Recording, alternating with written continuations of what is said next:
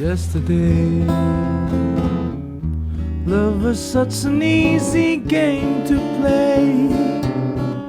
Now I need a play. Kok beda?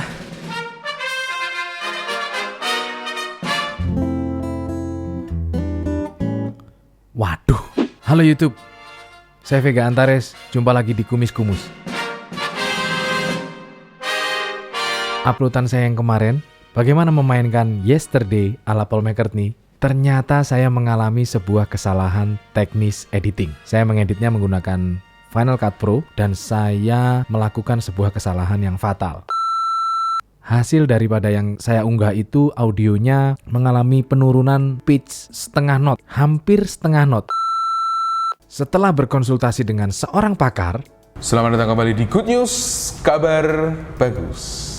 Mas Bagus Kresnawan, apa yang sebenarnya terjadi adalah saya salah memilih bitrate audio di dalam software Final Cut Pro. Soal perbedaan bitrate akan saya jelaskan di uploadan yang lain. Mohon maaf atas kesalahan ini, mudah-mudahan di uploadan yang berikutnya tidak akan terjadi hal yang sama lagi. Sementara, nikmati aja uploadan saya seperti apa adanya dan selamat datang di Kumis Kumus episode yang ini.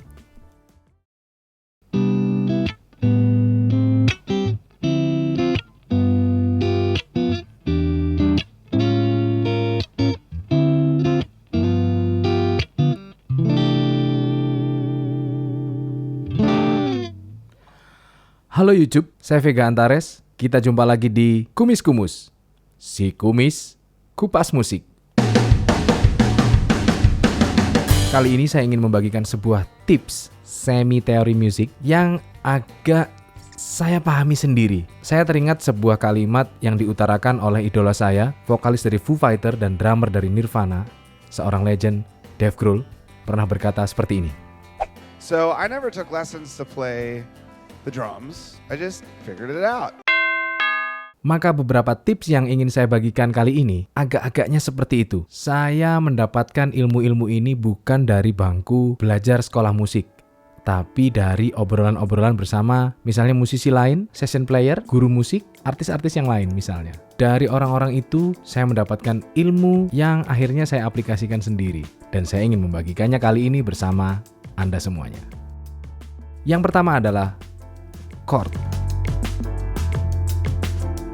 Chord adalah sebuah kelompok nada yang berbunyi bersama-sama atau hampir bersamaan yang akhirnya membentuk sebuah harmoni.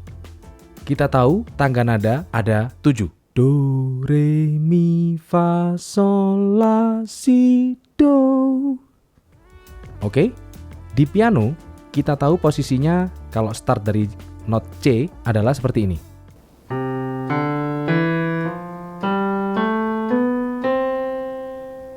Satu barisan nada berada pada posisi yang sejajar, tapi tidak di gitar. Istimewanya gitar adalah satu barisan nada bisa berada di sepanjang fret ini atau turun ke senar yang paling bawah atau ke yang atas. Contohnya seperti di C.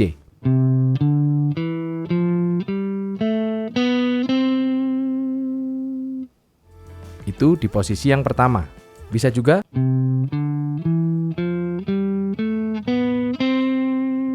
atau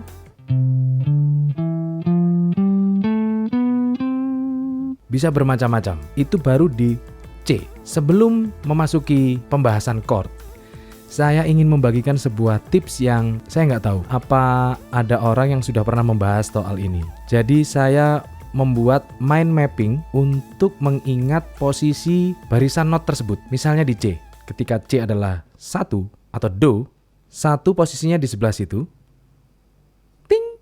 1, maka 2 ada di sebelah, dan 3 ada di sebelah sana, 4 ada di bawahnya, 5 ada di sebelah sananya, 6 ada di sebelah sananya, 7 ada di sebelah sananya lagi, dan 1 lagi di sebelah sana. Ketika 1 dan 1 yang sebelah sana itu namanya sudah menjadi sebuah oktav. Ini adalah 1 oktav. Dari posisi itu, kita tahu di sebelah 1 adalah 7. 1, 7, dan sebelahnya lagi 6. Ketika di C, 6-nya adalah senar A terbuka.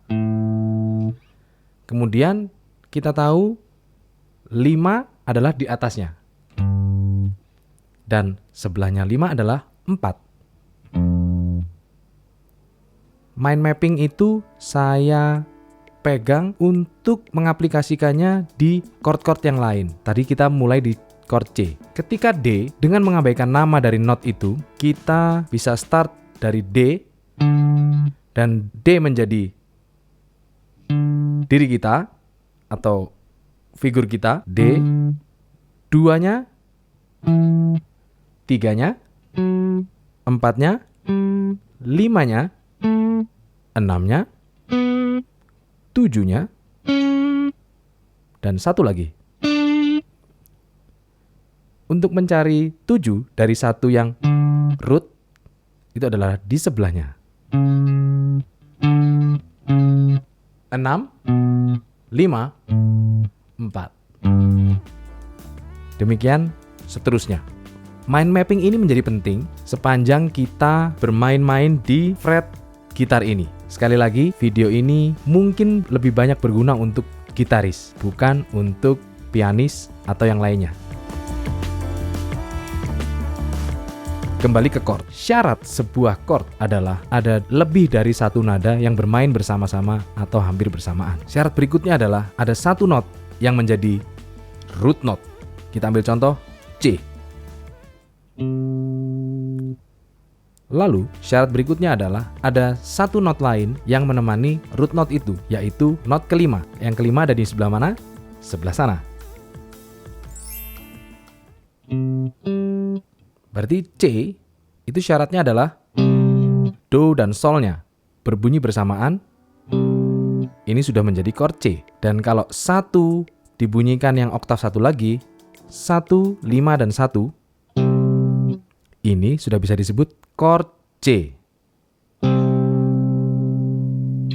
Contoh yang lain, G. Ditemani oleh not kelimanya. Ada di sebelah sana. Ini sudah bisa disebut chord G. Dan G, D, dan G sudah bisa disebut chord G. Demikian dengan posisi-posisi yang lain. A, D, E. Chord yang berbentuk seperti ini biasa disebut dengan power chord. Sebuah chord bisa disebut lengkap jika ada satu not tengah yang bermain bersama 1 dan 5 tadi, yang akan membedakan dia itu termasuk mayor atau minor. 1, 2, 3, 4, 5, 6, 7. 1 dan 5, di tengah-tengahnya ada 3. Contoh C. 1 dan 5 adalah G. Not 3-nya adalah E. Do, re, mi. Ya.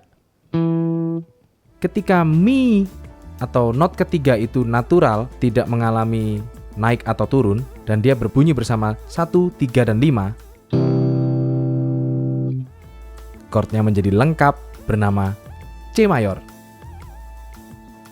Tapi ketika not ketiga tadi harus diturunkan setengah atau biasa disebut 1 semitone, atau di gitar turun 1 fret, mi turun setengah menjadi re crash. Ketika dimainkan bersama 1, minor 3, dan 5, chord ini menjadi C minor. Jika teman-teman sudah terlanjur belajar chord gitar dan mengetahui posisi C minor adalah seperti ini, ketika mayor adalah seperti ini karena not ini, not E, turun setengah. Disitulah alasan mengapa C minor itu berbentuk seperti ini. Karena ini adalah isinya 1, 5, satu lagi, dan 3. 3 yang minor. Maka sebuah chord minor sebenarnya adalah 3-nya minor. 3-nya turun setengah. Contoh untuk chord A. Mungkin teman-teman sudah paham kalau ini chord A. Dan A minor adalah. Mengapa? Karena ini adalah isinya 1, 5, 1 lagi, dan ini 3. Maka ketika 3-nya itu turun setengah, menjadi chord A minor. Demikian, itulah bedanya chord mayor dan chord minor. Lalu, dalam perjalanan bermusik saya, mendengarkan lagu-lagu dari The Beatles, lagu-lagu dari band lain, muncul chord 6. Contohnya adalah C6, itu bagaimana sih Bang sebenarnya? Ada yang bertanya seperti itu. Tambahkan saja not 6 dalam barisan chord itu. Contoh C. C adalah. Dan not 6 posisinya ada di sebelah sana, di bawah. Maka ketika C berbentuk seperti ini, C6 adalah ada voicing not A di sana. Karena A adalah 6 daripada C. Do, re, mi, fa, sol, la. Voicingnya boleh begini, boleh begini. Di bawah sana, boleh di sini. Begitu chord 6. Lalu bagaimana dengan mayor 7, Bang?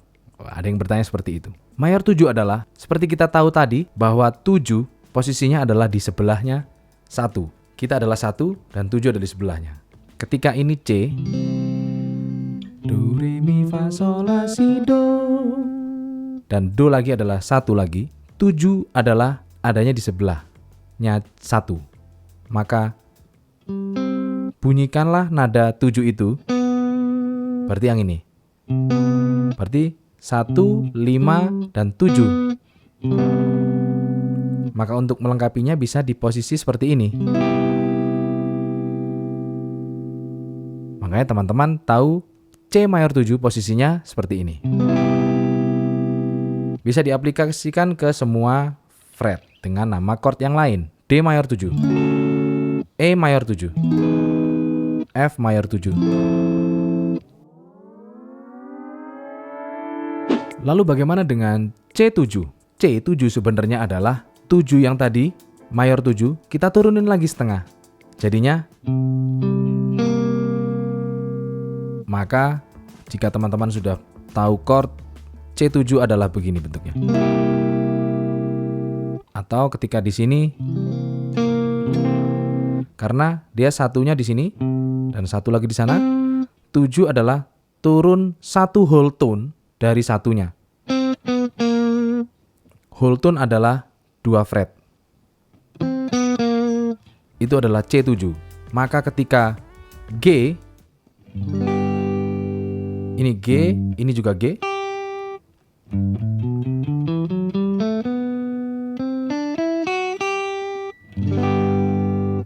G7 adalah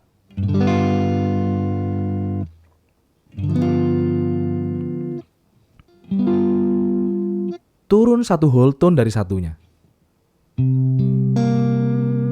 Itu dia. Itu adalah 7 dominan atau biasa ditulis dengan chord C7 misalnya, atau D7 atau G7. Biasanya tidak ditulis dominannya. Apakah ada sebuah chord bernama C8? Tidak ada teman-teman, karena 8 adalah satu oktav yang di atasnya lagi. 1, 2, 3, 4, 5, 6, 7, 8. Kembali lagi ke power chord. Bagaimana dengan 9, Bang? 9 ada. 9, ketika 8 sama dengan 1, 9 sama dengan 2. Maka 9 sama dengan 2, maka 2 adalah re. Do, re. Maka C9 bunyinya seperti ini. Ada voicing re di sana.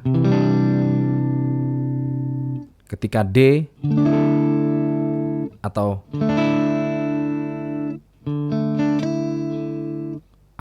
ketika G ada A di sana. Kalau teman-teman memperhatikan, chord 9 ini berkesan manis karena ada voicing re yang lebih tinggi di atas sana. Atau 9 ini magic, teman-teman. Silakan mencoba. Lalu ada yang nanya, lalu kalau chord 11 tuh gimana, Bang? Nampaknya rumit. 11. Chord berpangkat 11 adalah chord yang ada di bawahnya atau yang di bawah selain bass. Itu adalah satu whole tone turun satu rombongan chord. Katakanlah G. Bentuknya seperti ini. Kalau G11 turunkan semuanya menjadi F on G. Ini namanya G11. Lalu A, turunkan semuanya. A11. Kalau D, tinggal dibuka semuanya dan sisakan satu bar. D11. Jadi kalau D berarti turun satu not, berarti C on D. Itu sama dengan D11.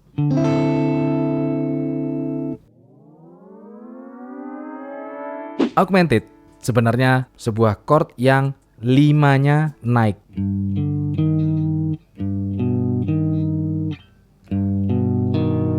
Itu dia. Jadi isinya adalah Do, Mi, dan Sol crash. Jika ini diulang, maka ketika semua itu dibunyikan,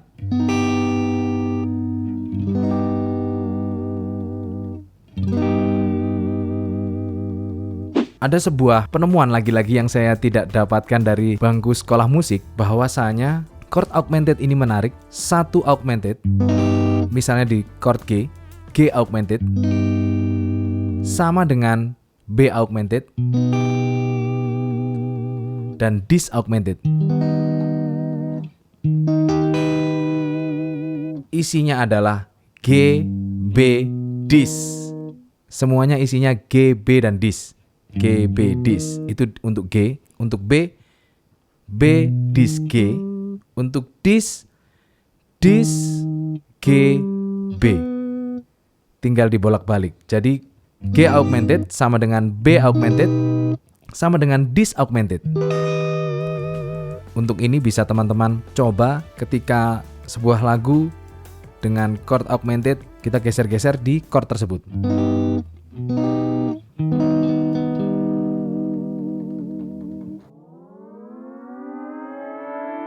Diminish adalah barisan nada yang selisihnya 1/2. Dari G naik 1/2 adalah bass. Kemudian dari bass naik 1/2 adalah cis. Dari cis naik 1/2 adalah E. Dari E naik 1/2 ketemu G lagi. Jadi hanya ada 4 nada. Ketika ini diteruskan,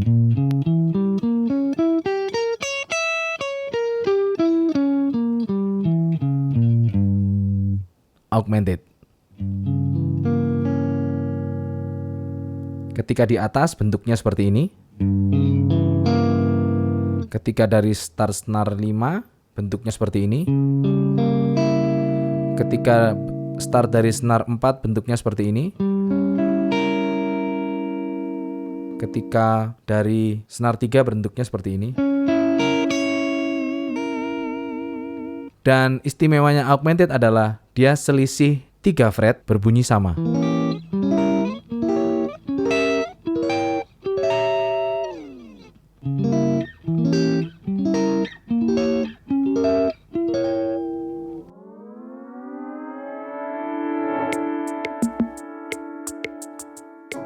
Yang berikutnya, dalam memainkan sebuah struktur lagu, kita biasanya dihadapkan pada sebuah progresi chord istilahnya. Dalam menciptakan lagu, pencipta lagu merangkai beberapa chord untuk menemani lantunan nada yang dia ciptakan dengan beberapa chord.